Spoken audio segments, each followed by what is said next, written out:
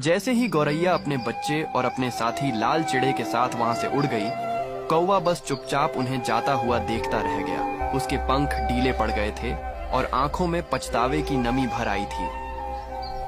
मैंने बदला लेने के चक्कर में क्या कर दिया? जिसे मैं सबसे ज्यादा अपना मानता था उसी को दुख दे दिया। उस रात कौवा अपने घोंसले में नहीं गया। वह उसी पेड़ के नीचे बैठा रहा जहां कभी वह और गौरैया साथ बैठकर घंटों बातें किया करते थे। उधर कुछ दिनों बाद गौरैया की तबीयत अचानक खराब हो गई। लाल चिड़े, आज मेरी तबीयत बिल्कुल ठीक नहीं है। मैं उड़ भी नहीं पा रही, बच्चे के लिए खाना भी नहीं ला सकी। अरे गौरैया, तुम इतनी परेशान क्यों हो रही हो? तुम आराम करो, मैं हूं ना। लेकिन मेरा बच्चा सुबह से भूखा है, उसकी रोने की आवाज सुनकर दिल टूट जाता है। तुम बिल्कुल चिंता मत करो, मैं अभी जाता हूँ और ढेर सारा खाना लेकर आता हूँ। तुम्हारे बच्चे के लिए भी और तुम्हारे लिए भी। सच में तुम हमारे लिए इतना करोगे? प्यार में इतना या कम नहीं होता गौरैया, तुम बस ठीक हो जाओ, बाकी सब मैं संभाल लूंगा।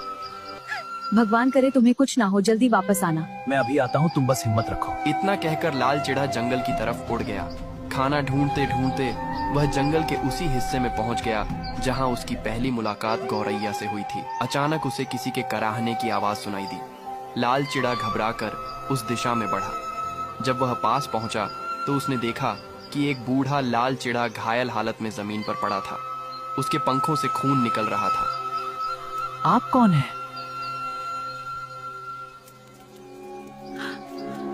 आप कौन हैं? तू मेरा बेटा है। कई साल पहले जब तुम, मैं और तुम्हारी माँ साथ में खाना ढूंढने निकले थे, तभी शिकारियों ने हम पर हमला कर दिया था। तुम्हारी माँ घायल हो गई थी। उस अफरा तफरी में तुम जंगल में कहीं गुम हो गए थे। जब तुम्हारी माँ ठीक हुई तो हमने तुम्हें बहुत ढूंढा, दिन रात ढूंढा, लेकिन तुम कहीं नहीं मिले मेरे बच्चे के। लेकिन बेटा, भगवान ने आज हमें मिला दिया, मगर समय बहुत कम है। तेरी माँ और तेरे भाई बहन बहुत बड़ी मुसीबत में हैं। क्या हुआ उन्हें?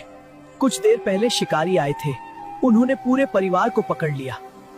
मैंने उन्हें बचाने की बहुत कोशिश की, लेकिन मैं अकेला था और वो बहुत ताकतवर थे। ये सुनते ही लाल चिड़ा सन्न रह गया। हे भगवान, ये कैसा इम्तिहान है?